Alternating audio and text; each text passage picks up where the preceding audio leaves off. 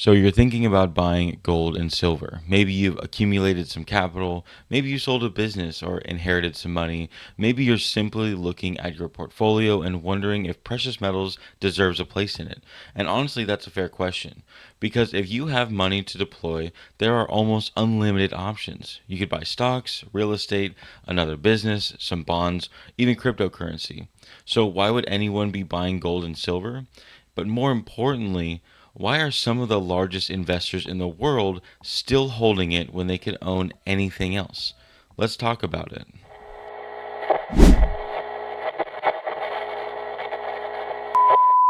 Good morning, it's today again. Welcome back to Joseph's Reserves. I'm Joseph and I store 20% of my income in the form of rare coins and precious metals.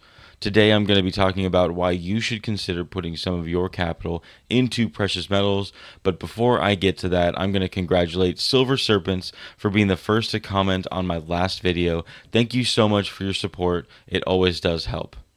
Now, before we talk about the specifics of gold, I want to ask you something to lay the foundation of this conversation. If gold is such an outdated asset, why do central banks still hold it?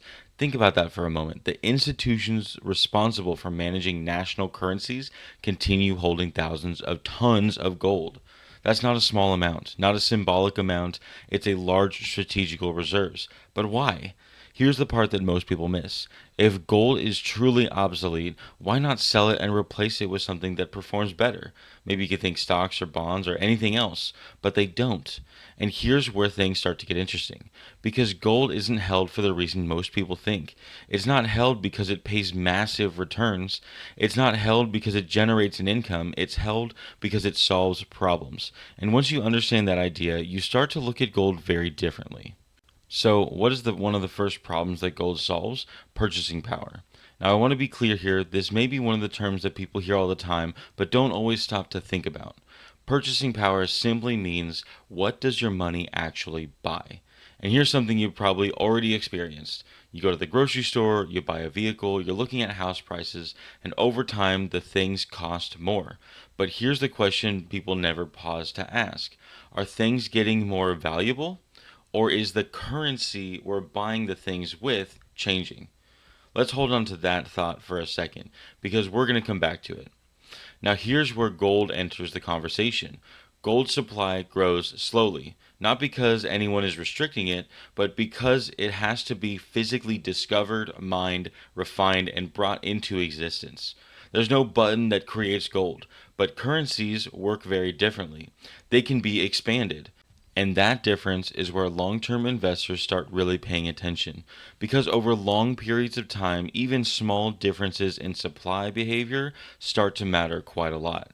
And that leads us to the uncomfortable question. If the measuring stick is changing, how do you measure wealth accurately over decades? Hold that thought because it connects directly into something that central banks understand very well. Gold isn't just some relic from the past. Central banks still hold it as a reserve asset. Central banks already control currency systems, interest rates, sovereign bonds, and foreign reserves. So they don't need gold in the way that an individual investor might, and yet they still hold it. Why? Let's pause on that because the answer ties directly into something called counterparty risk. Counterparty risk is one of those terms that sounds complex, but it actually is very simple. What it means is who do you depend on for this asset to have value? If you own a bond, you're depending on repayment. If you hold cash in a bank, you depend on that bank. If you own stock, you depend on the company continuing to operate. Almost every traditional asset depends on someone else doing something. Gold does not. A gold coin doesn't need a promise. A gold coin doesn't need a balance sheet. It doesn't need a contract. It just exists. And for some investors, that distinction matters more than people realize. But here's where it gets interesting. Gold is not the only metal in this conversation. Let's shift our focus to silver. And this is where the entire discussion changes. Because silver is not just another version of gold, it behaves very differently.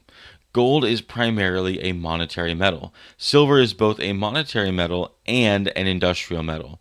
And that second part is where things start to separate because silver doesn't just sit in vaults, it gets used. There's electronics, solar panel applications, medical technologies, manufacturing, even in defense systems. So now silver has two different demand engines, a monetary demand and the industrial demand. And here's the question I want you to sit with for a minute. What happens when both of those demand sources move at the same time? Because that's where silver becomes interesting.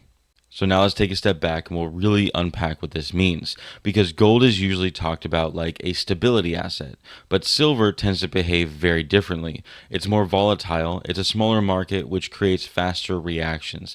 And that creates a very different type of investor interest. Because some people buy gold for the stability, but silver often attracts people for its opportunity. Not guaranteed opportunity, definitely not predictable opportunity, but structural opportunity based on how the market is built. And that distinction matters. Now, we can't say we talked about all the precious metals without at least bringing up platinum or platinum group metals. Platinum is often misunderstood. Platinum is more industrial in nature than silver is. Its demand is heavily tied to manufacturing, automotive applications, and even industrial use cases.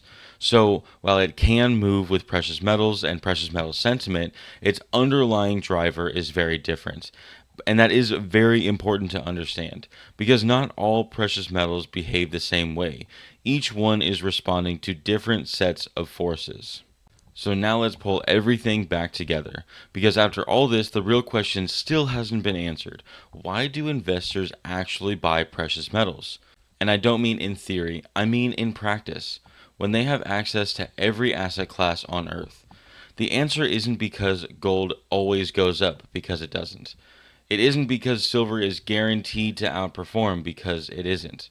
The answer is because precious metals sit in an intersection of several unique characteristics. There's a limited supply, it's globally recognized, there's such a high liquidity, and there's no counterparty risk.